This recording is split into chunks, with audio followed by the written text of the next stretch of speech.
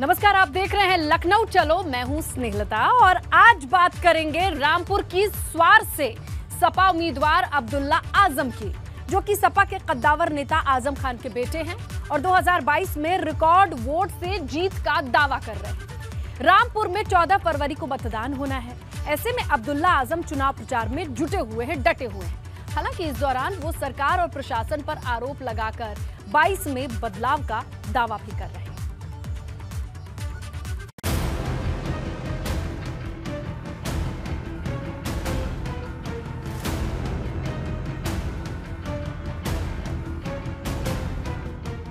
सपा के कद्दावर नेता आजम खान के बेटे अब्दुल्ला आजम 2022 के रण में रामपुर की स्वार सीट से ताल ठोक रहा है। जहां अब्दुल्ला के पिता आजम खान जेल में बंद है, तो वहीं जमानत पर जेल से बाहर आए अब्दुल्ला आजम अपनी जीत को लेकर बड़े दावे कर रहे हैं। एबीपी गंगा की खास कार्यक्रम लखनऊ चलो में आज हमारे साथ हैं समाजवादी पार्टी के युवा नेता अब्दुल्ला आजम साहब, जो चुनाव प्रचार में निकले हुए हैं। उनसे बात करते हैं। अब्दुल्ला आजम साहब, ये बताइए, लखनऊ कैसे जाएंगे आप इस बार? कैसे जाएंगे से मतलब साइकिल चलाते हुए जाएंगे विधायक बन के, क्या इरादा है? 10 मार्च को आप देखेंगे इस बात को। मैं नहीं बल्कि समाजवादी के ज़्यादातर प्रत्याशी भारी बहुमत से जीतकर, भारी वोटों से जीतकर एक पूर्ण बहुमत की सरकार बनाने के लिए लखनऊ में 10 मार्च के बाद 11 या 12 में बहुत जल्द इकट्ठा होंगे। सपा की तारीफ कर रहे अब्दुल्ला आजम सरकार पर गंभीर आरोप भी लगा रहे हैं। अब्दुल्ला आजम का आरोप है कि सरकारी तंत्र का इस्तेमाल भाजपा अपने फायदे के लिए कर रही है। चुनाव प्रचार में आपके मैंने भाषण देखे, आप लगातार शिकायत कर रहे हैं चुनाव आयोग से। किस तरह की परेशानी आपको आ रही है प्रचार करने में? देखिए, आप मेरी गाड़ी देख सकते हैं। इसमें आपको कोई चुनाव प्रचार सामग्री नहीं मिलेगी। परमिशन है, मैं पार्टी की तरफ से भी स्टार प्रचारक हूँ और उसके साथ साथ कैंडिडेट भी हूँ। उसके बावजूद भी मेरी गाड़ी पर कोई झंडा नहीं मिलेगा आपको।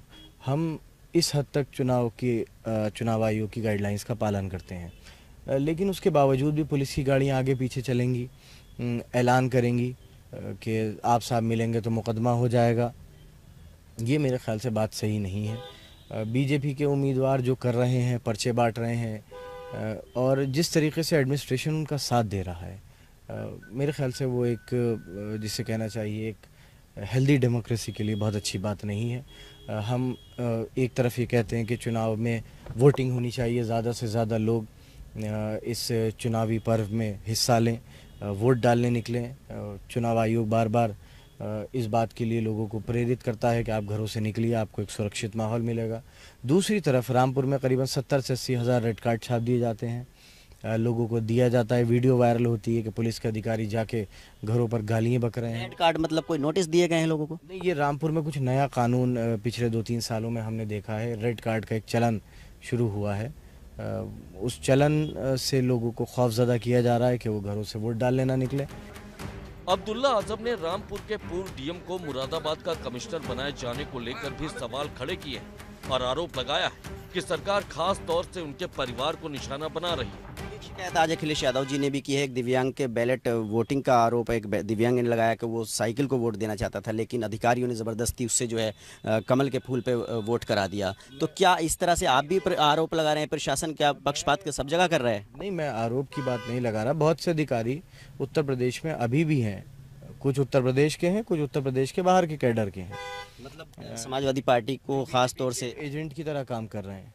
अब हमारे ही आप मुरादाबाद के जो कमिश्नर हैं, वो 5 साल के एक्सटेंशन पर आए थे, डेपुटेशन पर आए थे, माफ़ कीजिएगा, डेपुटेशन पर आए थे। डेपुटेशन का कानून है कि जिन इलाकों में या जिन कैडर्स में अधिकारियों की कमी होगी, वहाँ पर दूसरे स्टेट के कैडर से अधिकारी डिप्यूट किए जाएंगे। वो सिक्किम कैडर के हैं, नॉर्थ ईस्ट में अधिकारियों की कमी है। उसके बाद भी वो डेपुटेशन पे आ गए। आने के बाद उन्हें अगेंस्ट द रूल जाकर 1 साल का एक्सटेंशन मिला, फिर 2 साल का एक्सटेंशन मिला। 3 साल रामपुर वालों के साथ जुल्म ज्यादती करने के बाद उन्हें मुरादाबाद मंडल का कमिश्नर बना दिया गया। रामपुर की स्वार सीट पर अपना दल भाजपा गठबंधन ने हैदर अली उर्फ हमजा मियां को चुनाव में उतारा, जो इलाके में बड़ा मुस्लिम चेहरा है। हालांकि अब्दुल्ला आजम उन्हें चुनाव में करारी मात देने का दावा कर रहे हैं। जो आपके विरोधी हैं, ख़ासतौर से नवाब परिवार, जो नवाब रामपुर के ख़ानदान के जो उनके बेटे हैं नवाब हैदर अली, वो आपके ख़िलाफ़ स्वार में विधानसभा सीट पर चुनाव लड़ रहे हैं अपना दल से। शहर विधानसभा सीट पर जहाँ से आपके वालिद साहब चुनाव लड़ रहे हैं, वहाँ पर उनके वालिद चुनाव लड़ रहे हैं। तो इस दो तरफ की जो लड़ाई है और उसमें आप अकेले मैदान में हैं, क्योंकि आपके वालिद साहब पिछले 2 साल से जेल में हैं, आप भी जेल में हैं। कितना मुश्किल है ये समय आपके लिए? मेरे लिए ये समय एक औलाद की तरह बहुत मुश्किल है। जाहिर सी बात है, मेरा दिल, मेरा दिमाग वहीं पड़ा रहता है कि कहीं कोई ऐसी बात ना हो जाए। लेकिन दूसरी तरफ अगर आप चुनावों की बात करें और रामपुर में बात करें, तो जिस परिवार का आपने अभी नाम लिया, सियासी हैसियत अगर उनकी रामपुर में देखें या सियासी दखल देखें, तो कभी उनका सिक्का चलता था और आज हालात ये हैं कि वो वक्फ बोर्ड की मेंबरशिप को भी अपने लिए एक बहुत बड़ा अचीवमेंट मानते हैं। दूसरे चरण में रामपुर की स्वार सीट पर भी मतदान होना है और वोटर इस चुनाव में अब्दुल्ला आजम पर कितना भरोसा जताते हैं, ये तो 10 मार्च को नतीजे आने के बाद ही साफ हो पाएगा। रामपुर के स्वार इलाके से उबैदुर रहमान के साथ ब्यूरो रिपोर्ट, एबीपी गंगा। अब बात करेंगे बिजनौर विधानसभा सीट की, जहां 2017 में भाजपा की सुची मौसम चौधरी विधायक बनी, वो प्रत्याशी हैं। और यहां पर एक और जहां सपा रालोद ने संयुक्त उम्मीदवार डॉक्टर नीरज चौधरी को मैदान में उतारा है, तो वहीं दूसरी तरफ बसपा ने पूर्व विधायक रुचि वीरा पर दांव लगाया है। इस वजह से यहां लड़ाई त्रिकोणी दिखाई देती है।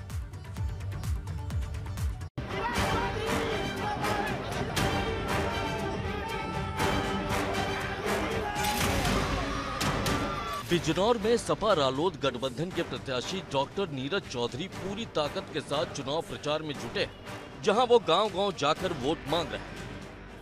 2022 का विधानसभा चुनाव चल रहा है। इस वक्त मैं बिजनौर में मौजूद हूँ और बिजनौर में यहाँ पे अगर बात करें तो मेरे साथ मौजूद हैं समाजवादी और आरएलडी के गठबंधन के प्रत्याशी डॉक्टर नीरज चौधरी। पेशे से ये फिजिशियन है। अब तक के तमाम सारे मरीजों की नब्ज जांचते आए हैं, लेकिन अब पहली बार राजनीति का नब्ज ये देख रहे हैं। डॉक्टर साहब, स्वागत है आपका एबीपी गंगा में। क्या कहेंगे, आप प्रत्याशी हैं यहाँ से, तो आप अब तक मरीजों की नब्ज देखते आए हैं, अब आप चुनाव प्रचार कर रहे हैं, तो आपको क्या मर्ज दिख रहा है यहाँ पे? मैं दिल का डॉक्टर हूं तो दिल की बात जानता हूं। दिल की बात लोगों की ये थी कि इस बार भाईचारे की सरकार आनी चाहिए। जो समाज में नफरत चल रही थी, भाईचारा बहाल होना चाहिए। तो लोगों की दिल की आवाज़ सुन के मैं अपना प्रोफेशन सेक्रीफाइस करके लोगों के बीच में आया हूं, एक भाईचारे की राजनीति की शुरुआत करने, एक ईमानदार राजनीति की शुरुआत करने, जिसमें सिर्फ सेवा भाव होगा और कुछ नहीं होगा। डॉक्टर नीरज चौधरी का दावा है कि कल की बात भुलाकर वो भाईचारे की राजनीति का आगाज कर रहे हैं। आपको क्या लगता है कि भारतीय जनता पार्टी इस वक्त खासतौर से अगर बात करें तो पूरे पश्चिमी उत्तर प्रदेश में 2013 के मुजफ्फरनगर दंगों की भी बात कर रहे हैं। मुजफ्फरनगर दंगों को जाट समुदाय के बीच में खासतौर से ले जाया जा रहा है, उनसे बातचीत की जा रही है। तो आप भी उसी समाज से आते हैं, तो क्या आपको लगता है इसका असर पड़ेगा? देखिए, ये उनका एक एजेंडा है। इस एजेंडे पे मैं कोई बात नहीं करना चाहूँगा। इन सब चीज़ों से समाज में दुर्भावना बढ़ती है, खाई बढ़ती है। हमें खाई पाटने का काम करना है, हमें किसी पुराने इतिहास पे नहीं जाना है। बीजेपी, माननीय प्रधानमंत्री जी योगी जी पिछले पुराने इतिहास पे ही सारी राजनीति कर रहे हैं। हमें नए इतिहास की तरफ चलना है भाइयों, हमें नए भाईचारे की मिसाल कायम करनी है। भाजपा विधायक और प्रत्याशी सुची मौसम चौधरी भी लगातार चुनाव प्रचार में जुटी है और गांव-गांव जाकर लोगों से वोट की अपील कर रही है। इस वक्त हम बिजनौर जिले में मौजूद है और यहीं से अगर बात करें तो विधानसभा के लिए फिर से प्रत्याशी बनाए गए हैं सुची मौसम चौधरी। 2017 में इन्होंने चुनाव जीता था और बीजेपी ने 2022 में इन पर फिर से विश्वास जताया है। बातचीत करेंगे और जानेंगे कि कितना विकास इन्होंने जनता के लिए किया है। सुची जी, मेरा पहला सवाल है, आप जिस गाँव में मौजूद हैं, बगीची गाँव है ये, यहाँ के कई सारे गाँव वाले जब आप पीछे प्रचार कर रहे थे, मैं उनसे बातचीत कर रहा था, तो उनकी ये शिकायत थी कि आप पहली बार उनसे मिलने के लिए आई हैं। जी हाँ, निश्चित तौर पर उनकी ये शिकायत रही होगी, क्योंकि मेरी स्थितियों को भी सब लोग जानते हैं। जिस तरह 2017 में जब मुझे टिकट दिया गया था तो मेरा कोई राजनीतिक का कोई उद्देश्य नहीं था। सपा सरकार में मेरे पति को एक केस में फंसा दिया गया था, जिसकी वजह से वो जेल चले गए, तो उनके बिहाफ पे मुझे भारतीय जनता पार्टी ने अपने प्रत्याशी घोषित किया था। उसके बाद जो जनता का मुझे विश्वास मिला था, आशीर्वाद मिला था, वो इसीलिए मिला था कि हम लोग उस केस से अपना पैरवी कर सकें और एक जो सपा सरकार का जो एक गुंडा राज था उसको हम लोग खत्म कर सकें। भाजपा विधायक और प्रत्याशी सुची चौधरी का दावा है कि उनकी पार्टी बेरोजगारी को लेकर बेहद चिंतित है। रोजगार को लेकर के बड़ी बात हो रही है, तो इस बार आप क्या कन्विंस कर रहे हैं, खासतौर से युवाओं की अगर बात करें, तमाम सारे युवा यहाँ पे आपके साथ समर्थन में भी खड़े हैं, तो इनको किस तरीके से रोजगार के लिए कन्विंस करें, क्योंकि बड़ी चर्चा हो रही है, प्रियंका गांधी खुद रोजगार की बात कर रही हैं। नहीं, वो राष्ट्रीय स्तर की नेता, उन्हें ये बात करनी नहीं चाहिए। और अगर मैं रोजगार की बात करूं तो खुद मेरी विधानसभा में 3 रोजगार मेले लग चुके हैं और उनमें भारी संख्या में युवाओं को रोजगार भी मिले हैं और आगे भी मिलेंगे, ये विश्वास और सबको है, ये विश्वास भारतीय जनता पार्टी में, क्योंकि भारतीय जनता पार्टी ने हर वर्ग के लिए काम किया है, हर समाज के लिए काम किया है। बाकी भले ही सारी पार्टियां एक जातिवाद पे या एक वर्ग विशेष के लिए बात करती हो, लेकिन भाजपा सरकार का ये काम रहा है। उन्होंने शुरू से नारा दिया, सबका साथ, सबका विकास, सबका विश्वास, और इस बार सबका प्रयास भी रहेगा भारतीय जनता पार्टी को दोबारा पुनः विजय बनाने की। बिजनौर सीट पर भाजपा के रुचि वीरा तीसरा बड़ा चेहरा जो अपनी जीत के दावे कर रहे हैं। उत्तर प्रदेश में विधानसभा चुनाव है और जिस तरीके से तमाम सारे प्रत्याशी लगातार अपनी अपनी जीत के दावे कर रहे हैं, आज हम मौजूद हैं बिजनौर में, जहां पे अगर बात करें तो बसपा के जो उम्मीदवार हैं उनका नाम है रुचि वीरा। हमारे साथ बातचीत के लिए उनसे भी जानेंगे कि उनकी दावेदारी किस तरीके से, क्योंकि बसपा को ये कहा जा रहा है कि इस बार शायद उस तरीके से कमाल नहीं कर पाए जिस तरीके से अब तक विधानसभा चुनाव में वो करते हुए आई है।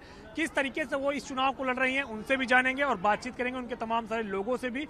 रुचि जी, आप बताइए, आप पहले भी यहाँ से विधायक रही हैं, जिला पंचायत अध्यक्ष भी रही हैं, अगर बात करें तो यहाँ पे हाथी को लेकर, खासतौर से अगर बात करें तो हाथी सिंबल को लेकर ये कह रहे हैं कि लड़ाई में कहीं है ही नहीं, लड़ाई में साइकिल है और इसके साथ साथ कमल का फूल है, तो आप किस तरीके से यहाँ पे अपने आप लड़ाई में पा रही हैं?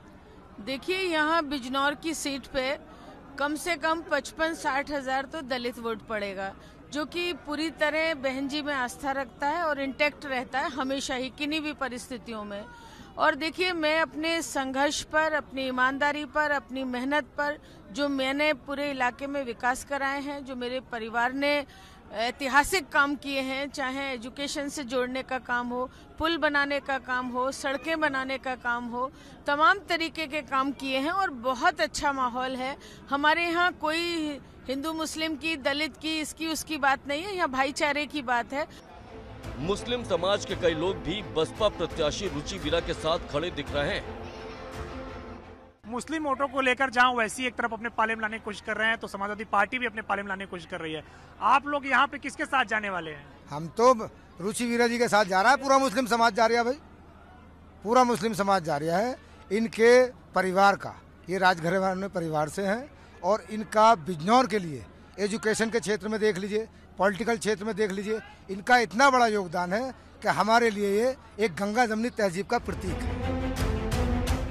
2022 केरल में बिजनौर की लड़ाई त्रिकोणी दिख रही है। हालांकि बिजनौर से लखनऊ कौन जाएगा, इसका पता तो 10 मार्च को नतीजे आने के बाद ही चल पाएगा। बिजनौर से अविनाश तिवारी के साथ bureau report, ABP Ganga.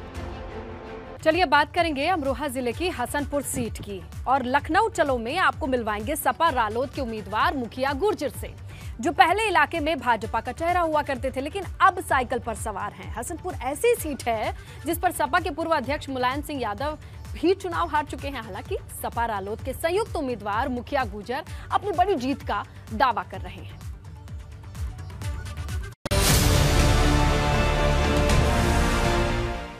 Amroha की हसनपुर विधानसभा सीट से सपा ने मुखिया गुर्जर को उम्मीदवार बनाया, जिनका कहना है कि अगर वो विधायक बने तो इलाके का कायाकल्प कर देंगे। अमरोहा की हसनपुर विधानसभा सीट से रालोद और समाजवादी पार्टी के प्रत्याशी मुखिया गुर्जर हैं और इस वक्त मुखिया गुर्जर जी हमारे साथ हैं। मुखिया जी, हसनपुर की जनता आपको लखनऊ क्यों भेजे? हसनपुर की जनता लखनऊ मुझे इसलिए भेजे कि प्रत्येक नागरिक को उसके जनप्रतिनिधि के अंदर वो सारी खूबियां होनी चाहिए जो उनको सम्मान के साथ साथ उनके अधिकार दिला सके और उनकी आवाज उनके सुख में दुख में उनके बीच में रह करके उनके लिए आवाज बुलंद करे और विकास कार्यों को वरीयता दे। सपा रालोद के संयुक्त उम्मीदवार मुखिया गुर्जर का कहना है कि अगर वो विधायक बने तो दूसरे विधानसभा क्षेत्र में बन रही तहसील को अपने इलाके में लाएंगे, साथ ही शिक्षा मित्रों को भी इंसाफ मिलेगा। अगर मुद्दों की बात की जाए तो हसनपुर में कौन से ऐसे मुद्दे हैं जिन्हें ध्यान में रख करके आप जनता के बीच में जा रहे हैं? क्योंकि पहली बार आप हसनपुर से चुनाव लड़ रहे हैं, तो कौन से ऐसे मुद्दे होंगे जिन्हें जीतने के बाद आप पूरा करेंगे? देखो, यहाँ मुद्दे इस बात के हैं कि हसनपुर में तहसील वो दूसरे विधानसभा क्षेत्र के अंदर बन रही है, उसको वहाँ से हटा करके मैं अपने क्षेत्र के अंदर यानी कि हसनपुर के अंदर स्थापित कराऊंगा। फिर यहाँ का जो शिक्षा मित्र है, बहुत बड़ी संख्या में यहाँ के लोग शिक्षा मित्र हैं, उनको हमारे माननीय अखिलेश जी ने सहायक अध्यापक की उनको दर्जा दिलाया था और सरकारी नौकरी दिलाई थी स्थायी, लेकिन भाजपा के शासन में वो आकर के उनको बंद कर दिया गया था, यानी कि उनको मान्यता रद्द कर दी। तो अब वो लोग बेरोजगार हैं। तो जो शिक्षा जो यानी कि जो शिक्षा दे रहे हैं, शिक्षित कर रहे हैं बच्चों को, अगर वो दुखी हैं तो सुखी कौन रहेगा? इसलिए हम उनको सहायक अध्यापक का दर्जा दिलाएंगे।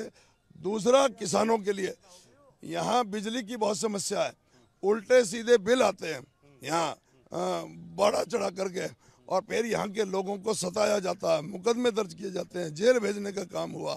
तो वो सारी बिजली की व्यवस्था जो वो सुचारू रूप से होगी और 24 घंटे बिजली देंगे, 300 यूनिट फ्री देंगे, और उसके साथ साथ हम सिंचाई बिल्कुल मुफ्त देंगे।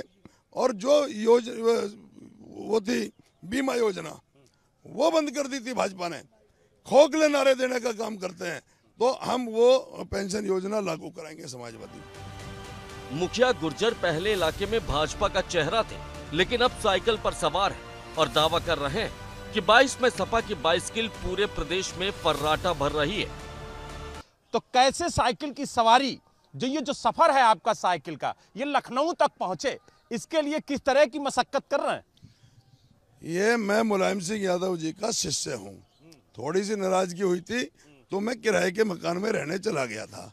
अब मैंने घर वापसी करके अपनी साइकिल पे चल रहा हूँ। मुखिया गुर्जर समाजवादी पार्टी, और इतनी महंगाई में हसनपुर छोड़ो, पूरी यूपी के अंदर साइकिल थर्राटे भर रही है। तो साइकिल पे चढ़ के इतनी महंगाई में साइकिल पे ही चला जा सकता है। तो इसलिए सारी बिरादरियां मिलके मेरे कैरियर पे साइकिल पे बैठेंगी और मुझे को धीरे से वहां पहुंचूंगा, और फिर यहाँ पर जो विकास की गंगा बहेगी वो नजारा देखने लायक होगा। मुखिया गुर्जर भले ही 22 में अपनी जीत का दावा कर रहे हो, लेकिन ये भी सच है कि हसनपुर की जनता लखनऊ किसे भेजेगी, इसका पता तो 10 मार्च को चुनाव के नतीजे आने के बाद ही लग पाएगा। अमरोहा के हसनपुर से बलराम पांडे के साथ ब्यूरो रिपोर्ट, एबीपी गंगा।